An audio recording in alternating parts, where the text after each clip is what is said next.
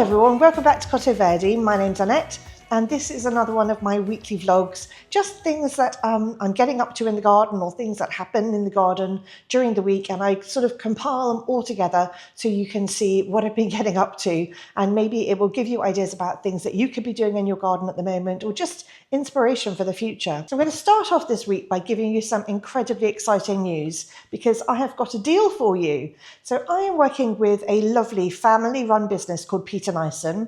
I have bought bulbs from them in the past, many bulbs, and I think I may even have bought some perennials. I'd have to check back on my orders, but they are a wonderful company, really, really high quality. The stuff they send out is checked thoroughly, and I know that when I order from Peter Nyson, I am getting top quality of whatever I'm ordering. I have ordered lots of bulbs. Peter Nyson have sent me a little package. Well, it's not a little package, actually. It's a wonderful package full of loads of different bulbs. And I thought I'd go through what they've sent me because I think it's going to give us all some wonderful inspiration for things that we can be buying now that's going to give us loads of colour next year, especially in the spring. And they've sent me a whole combination of stuff and I'm super excited. Some things I've grown before and some things I haven't grown before. So we are going to grow them together. Now, I'm not going to plant them today because we have got a weather warning here in the UK and there are massive storms and really high winds. So I'm just not going to go out in the garden today, but I will follow up this video, hopefully this week, but if not next week, with how I'm planting them and what I'm doing with them. But now I wanted to get this out here because I've got a code for you to use that will give you a discount, and now is a really good time to be planning your displays for next year and buying your bulbs. And I really wanted to give you this opportunity to have this discount code, which I'll put in the description below. In fact, I'll pop it up on the screen, but the discount code is Cottoverdi, so the name of my account, and then a 10 afterwards, and you get 10% discount on everything that you buy, except for gifts and accessories. So if you buy like gift vouchers or stuff or anything in their accessories category on their website, you won't get a discount on those, but everything else you'll get a 10% discount on. So I feel this is really important to say before we start, is that I would never, ever accept an offer to recommend a company if I didn't truly believe in them myself. So I have ordered from Peter Nyson in the past, and I've placed my bulb order with them this year. And that's a large bulb order I've placed with them. And I do this because I know that I can trust them. So just because they've sent me a box of free bulbs, I'm under no obligation to promote them or sell them or tell you to buy from them. I really do genuinely believe that you get really good quality and incredible customer service from Peter Nyson. Also, it's important to note, and this may not mean anything to people who aren't from this country, but in this country we have a magazine company called Which, and they are incredibly popular. They've been around for absolutely years, and they do massive surveys and quality control on all sorts of household things. And they have been voted the Which bulb supplier for 2025. Peter Nyson have been voted the Which bulb supplier for 2025, which is incredible, and congratulations to them. I think that is fantastic. So firstly, I'm going to go through what's in this package that they've sent me, and I'm going to show you which bulbs they've sent me.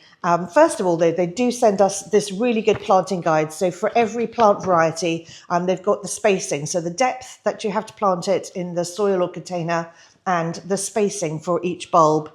And it also says where to plant it, so whether to plant it in sun, semi-shade or shade. So I do want you to know that this package that I'm going through today are gifts, but I have actually placed my whole tulip and daffodil order. I have placed with Peter Nyson already. So those are on their way to me. At this time of year, they can take 2 to 3 weeks to arrive because they're coming from Holland, even though their head office for Peter Nyson is in Manchester.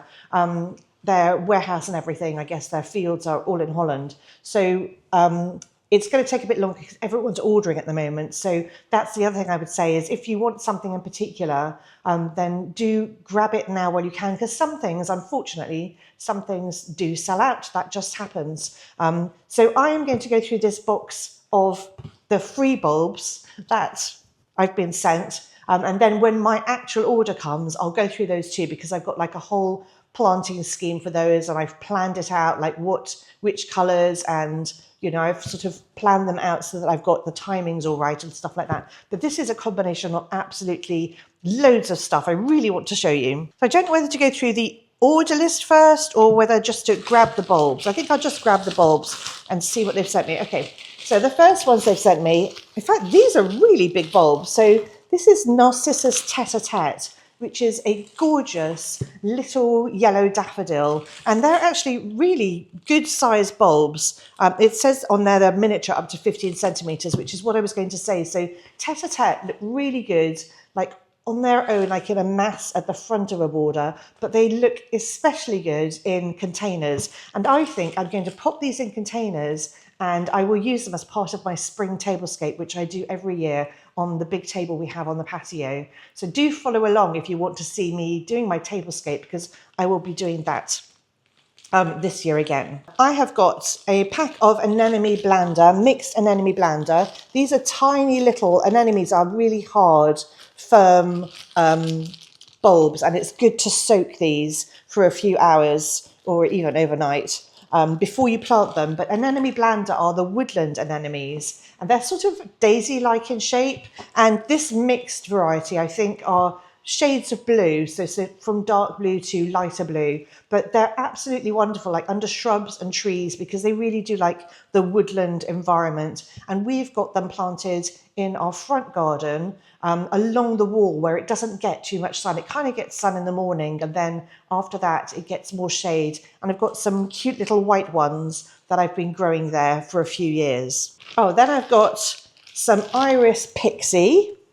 These are, I love these really small bulbs. You know why? I love the small bulbs because you can just pop them on the soil and then push them in with your finger. You don't have to dig any holes for the really small bulbs, which I really love. But also with the small bulbs, they're generally speaking quite short, which means that you can use them in a tablescape setting. You can put them on your patio in pots. And they also just look really cute in the garden, in a clump, in the spring, because not much else is growing. You're waiting for your perennials and your shrubs to leaf out.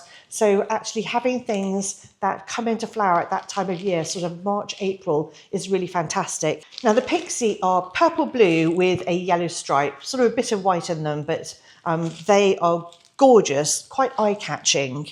Then I have got Iris Claret, some more little ones. These grow to 15 centimetres. These shorter spring flowering iris will grow to about 15 centimetres tall. And Iris Claret, I think, is pale blue. Then I've got a crocus called Snow Bunting. More little bulbs, really easy to just push into the soil. And Snow Bunting is a wonderful pure white crocus. A crocus is some of the first things to flower in the garden. I think every garden needs a little bit of crocus in the spring because they pop up and just bring so much joy. I've then got Crocus Thomasinianus, Crocus Thomasinianus, some more little bulbs. These grow to 10 centimetres tall, and they are like a purpley colour. And they've got quite large flowers, I think. Then I've got one of my favourite bulbs ever. This is Allium spherocephalon, and I definitely need more of these. So I'm very grateful to be sent some free bulbs. Allium spherocephalon are the drumstick alliums, and they're on like really like thin stems, but they've got this gorgeous flower head, and they can get quite big. And they're really deep purple with sort of green at the bottom, and the flowers last for absolutely ages. And because they're not like these really huge alliums and they sort of pop up, you can plant them quite closely and get a really nice effect. I love Allium spherocephalon, and I need some in my bottom border. So I'm really, oh, I can smell onions. Alliums are from the onion family. And then I've got Muscari armeniacum. Now these are famous as like the river of blue at Keukenhof in the Netherlands. So Muscari are grape hyacinths, and most of them are blue, but you sort of get shades of blue, and I think there are some pink and white ones, which I've had in my garden in the past. They are prolific naturalizing bulbs. So once you have them in your garden, they will spread. They're easy to pull out if you don't want them to keep spreading, but they really do make a fantastic carpet of colour. Oh, I've got some really tiny bulbs here. What are these? Oh, Ixia. This is a mixture of Ixia which I have planted before in my garden. So they are in my grass border and they pop up slightly later than the other spring flowering bulbs. So these are more May, June time, and they come in a variety of different colours. They're quite small flower heads, but if you plant them close together, you sort of get this really nice colourful effect. I've got them planted amongst my Stipa tenuissima, and I'm happy to have more because I'd love to have more colour there. What else have I got?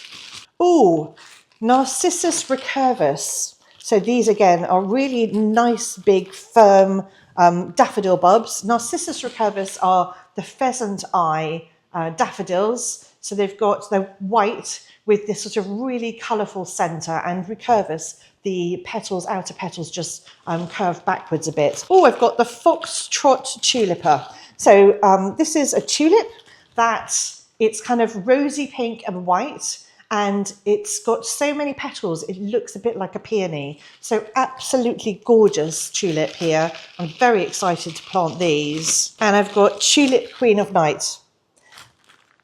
Tulip Queen of Night. Queen of Night is one of those tulips that is super dark purple, like maroony, deep purple. So it looks really good with other colours like pinks. Like this would go really well with a tulip called Menton, or yellows even. It's just very eye-catching. I've got a hyacinth called Apricot Passion.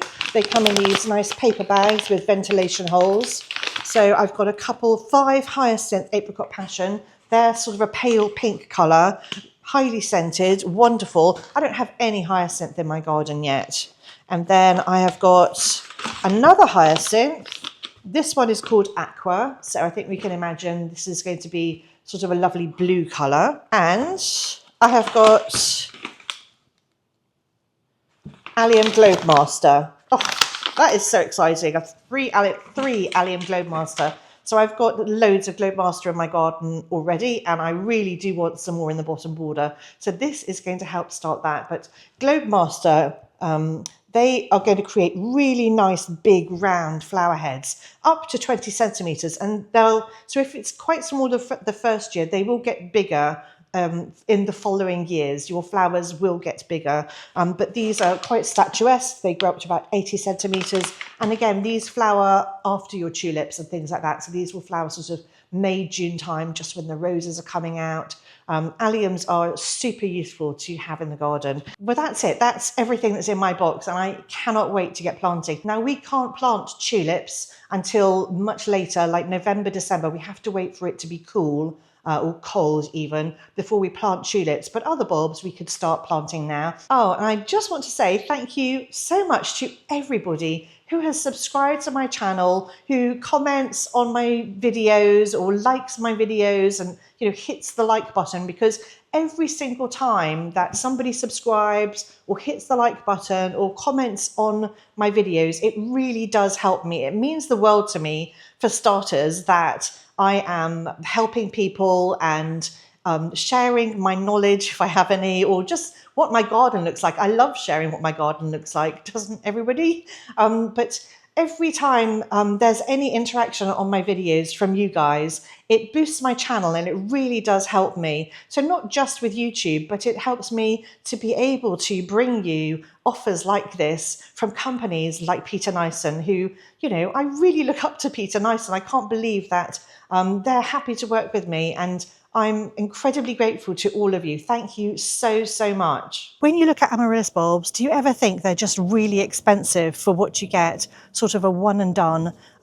I always used to think that, but actually I have discovered that you can have Amaryllis bulbs year after year after year, and a lot of people do this, but it never occurred to me that I would be able to do it here in the UK, but we can. So actually it's an investment having an Amaryllis bulb. They create the most stunning display at a time when the garden is completely empty. So you can have this wonderful display in your kitchen or living room or anywhere you like, but you can get them to flower in January and February when there's nothing else around, and it really does bring me so much joy. And knowing that I can keep my bulbs from year to year now, and how easy this process has been, I thought I would show you what I'm doing and how to do it in case you'd like to do the same thing. These Amaryllis are Amaryllis that I planted last late last autumn, early winter, and they flowered for me in January, February time, and they were absolutely stunning. And then once it was warm enough and we'd had our last frost, I put them out in the garden. I probably didn't put them out until June time. That was almost a month, more than a month after our last frost, but I wanted to make sure the weather was warm enough because, you know, they like the heat. So I put them out in the garden. In fact, they were in our nursery area round by our raised beds, and I potted them up into these enormous pots here. So they had plenty of nutrition and I could make sure they were well watered. So I've got 3 sets of 3, they're different varieties.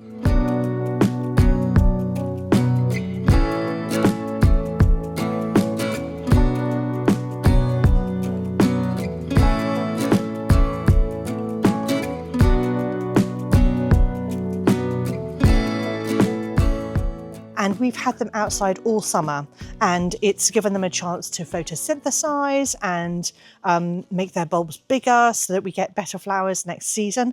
I actually haven't fed them, although I have read that we should feed them, but I didn't. I put them in brand new compost, and that should have had a lot of feed in them anyway, but I kind of let nature take its course. Now, I did have 1 or 2 flowers on some of them, but they got munched. So I don't have any video footage of what the flowers look like, but they got eaten very, very quickly. And I don't know what they were eaten by, whether it was mice or whether it was, I don't know, slugs and snails or lily beetles or what it was. I have no idea, but they were absolutely like, one day it was a bud and the next day it was just gone. You could see where it had been munched. So I didn't actually get any flowers, although if you do plant them out into your garden in the summer, you should have flowers, but I was unsuccessful. But now is the time when we need to start thinking about preparing them for their next set of flowering. So this is the very beginning of September, and we need to put them into a period of dormancy. Like, they won't produce really good flowers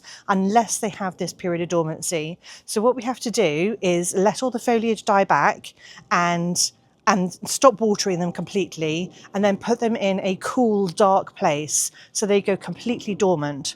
So that's what I'm going to do today. Now, you do that for 8 to 10 weeks, and then once that 8 to 10 weeks is up, you can decide whether you want to do it at 8 weeks, 9 weeks or 10 weeks. Once that is up, we then bring them out and plant them up again as if they were new bulbs that we'd received from a supplier. And I've got really good videos about how to do that, but I'll bring you along in a future video when I do that. And then from the time that you plant them up again, it should be 8 to 12 weeks, depending on your environment, the water, the size of the bulb, 8 to 12 weeks before they flower again. So actually, because it's the beginning of September, these won't be in flower for Christmas, but I don't mind that at all. We kind of have lots going on decoration-wise at Christmas. So I do like mine to flower in January and February because I find that that is when I'm really craving flowers. So that's kind of the time scale that I'm aiming for. Now, if you want to have flowers in time for Christmas, really you need to be buying them, purchasing them from a supplier now, because they will have had their dormancy period, and then you can pot them up now, and in sort of market for 12 weeks time, you will have flowers at Christmas. So sort of go backwards 12 weeks from the festive season. Anyway, that's how you work out when to plant them up.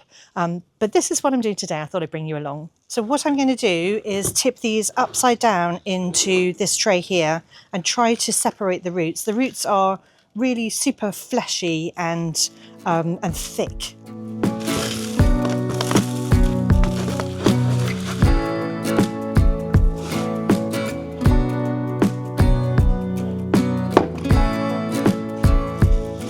Really, really good roots. So I'm just going to sort of gently tease them apart, hopefully.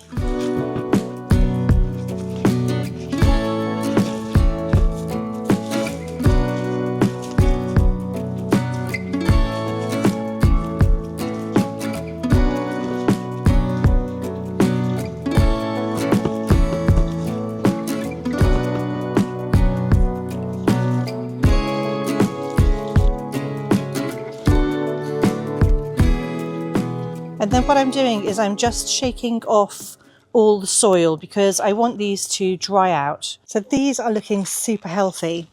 They've got really thick fibrous roots. Let me show you. Really thick fibrous roots, which is exactly what we want. I've shaken all the soil off them. And the bulbs are really firm. They're really very solid, so they haven't rotted or anything. There's no disease on them. So I'm super happy. And I am just going to leave them in these mushroom crates. This is what I'm going to use. So there's really good ventilation, and I'm going to lay them in here and put them in a cool, dark place. So you can put them anywhere. You could put them in your garage or a basement or just somewhere that's cool and dark.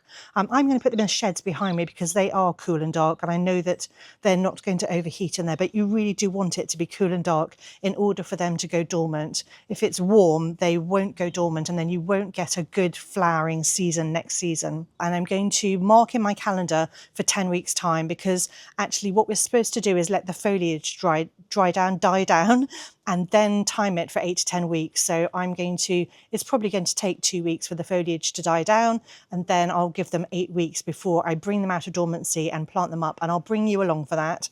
But the foliage does need to die down. That's one of the reasons why I've taken them out of the pots already and shaken all the compost off them, is because I want the foliage to die down just that bit quicker. If I'd left them in the containers, there's still a little bit of moisture in there, and so I feel like that would just keep feeding them. It would take a long time for the foliage to die down. But that's what I'm going to do. I'm going to do that to the other 2 pots now.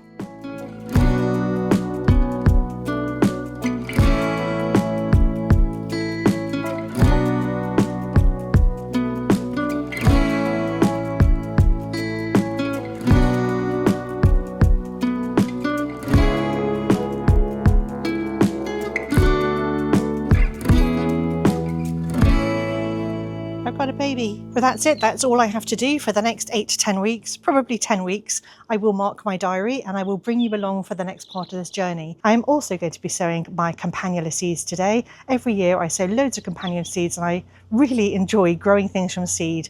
And today it's the turn of Campanula, which is bellflower, and I've got lots of different varieties, and I thought I'd bring you along for that too. So Campanula are super easy to sow. They like to germinate, so we really don't have to cover them at all. If you want, you can use a little bit of vermiculite to sprinkle on top just to help keep the moisture in. Some of them are biennials. The Campanula medium are biennials, some of them are perennials, but whichever ones they are, now is a really good time to sow them at the beginning of September. They like between 18 and 20 degrees to germinate. So that's kind of the temperatures we're experiencing now here in the UK. But they also like that period of cold in order to flower well next year. So the trays that I use are these 8-cell trays. If you've been with me a while, you'll know that this is what I like to use. I'll put a link in the description below because so many people ask me what I'm using. I like these 8-cell trays because I'm just a home gardener, so I don't need 40 of anything. And I find if I put different varieties in those bigger cell trays, then they germinate at different times and they need different treatment, and I find that really frustrating. So I like to just sow 8 of a variety. If I need more, I'll just sow 2 of these little 8-cell trays, or I'll oversow and then prick them out. But you don't need any special equipment, to be honest with you. You could sow into an old plant pot, or, you know, a plastic tomato container. You can sow into anything at all. And then the best thing about sowing at this time of year is that they don't need any heat mats. They don't need any special protection. I'm just going to put mine in my cold frames, but you could put them, you know, somewhere protected, maybe close to a building wall or something like that, just to make sure they don't get too beaten about by the weather. But cold frames are really handy. If you've got a greenhouse, you're even luckier, but do make sure it doesn't get too hot in there or they won't germinate either. So I'm going to go through the varieties that I'm sowing, and then I'll just show you how I'm sowing them. So I am sowing today, I'm sowing I'm sowing 3 Campanula mediums. So I'm sowing the blue, the rose and the white. For the Campanula medium, they're going to take between 2 and 4 weeks to germinate. So don't give up on them, persevere and just wait and see. I managed to get really good germination last year, actually, and I really enjoyed having them. So the reason I'm oversowing on these is because they're pelleted seeds, and pelleted seeds really don't last long. I think it's because of the treatment they get when they're being coated in this yellow stuff. They're much easier to sow this way, but it does mean that they're not going to last long. And these are already old seeds, so they're not new this year. So I'm oversowing in the hope that I get good germination. And in all honesty, I've sprinkled a little bit of some very old seed from like 4 years ago that isn't pelleted, and I've also sprinkled that in there. I just want to make sure I get something.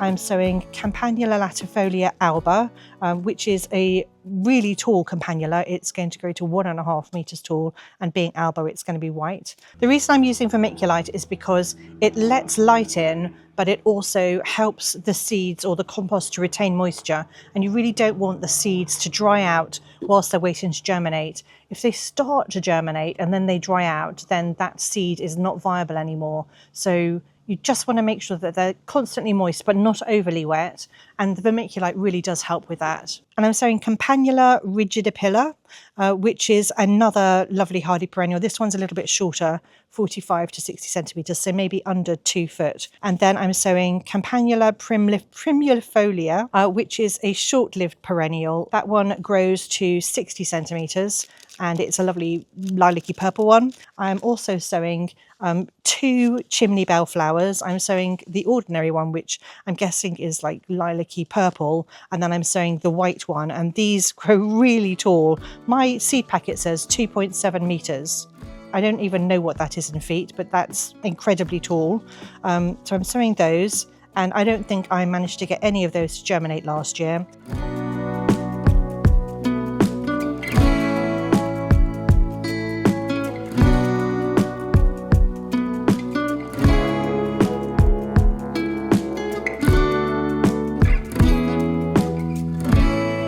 Once I've sown the seeds, I always bottom water. I find this easiest for me, but by all means, water the compost before you put it in your trays. That works equally as well. So once they're bottom watered, and you can see quite quickly with vermiculite that the colour changes once the water has reached the surface. So I sort of give them, 5-10 minutes, and then I'm going to put them in my cold frames. Because these are in the sun at the moment, I'm not going to use the plastic lids, but these are the lids I use. This is what I'll put on this evening, just to keep them warm overnight. So I've just decided I'm also going to sow some Rudbeckia today. I'm sowing Irish Eyes, which are the ones with green centres. I really love them. I want to sow those today. I also want to sow Prairie Sun, which are taller. So Irish Eyes grow to about 60 centimetres, and I think Prairie Sun grows to maybe 1 metre, maybe 3 foot, something like that. I can't remember. Anyway, I really like the ones with green centres much more than the brown centres. I find them too autumny if they come into flower before the autumn. So I'm sowing Rudbeckia Irish Eyes today. So did I say the reason I'm not sowing Prairie Sun is because I don't have any seeds yet. So I need to put an order in for Prairie Sun. That's why I'm not sowing them. But I definitely will be sowing Prairie Sun. So these Rudbeckia are fairly hardy. If we sow them now, they're sort of hardy, half-hardy annuals. If we sow them now in September, they should get big enough to be able to withstand most of what winter throws at them. I will keep them in my cold frames just like everything else. And I'm also going to cover them with a good layer of vermiculite, because that is what the seed packet says. If you don't have vermiculite, you could use a thin layer of sieved compost, so you don't have to use vermiculite, but I buy a bag of it and it lasts for years. I mean, we hardly use any. But I really hope you've had fun with me today as I got on with a couple of end of summer autumnal jobs today. I'm so excited about the Amaryllis. Do subscribe to my channel if you want to see how they do and how they perform come spring or late winter. I'm expecting them to bloom in January or February, when we're really going to need some gorgeous flowers. Anyway, I hope you've enjoyed it, found it interesting and useful. Thank you so much for watching, and I'll see you all next time.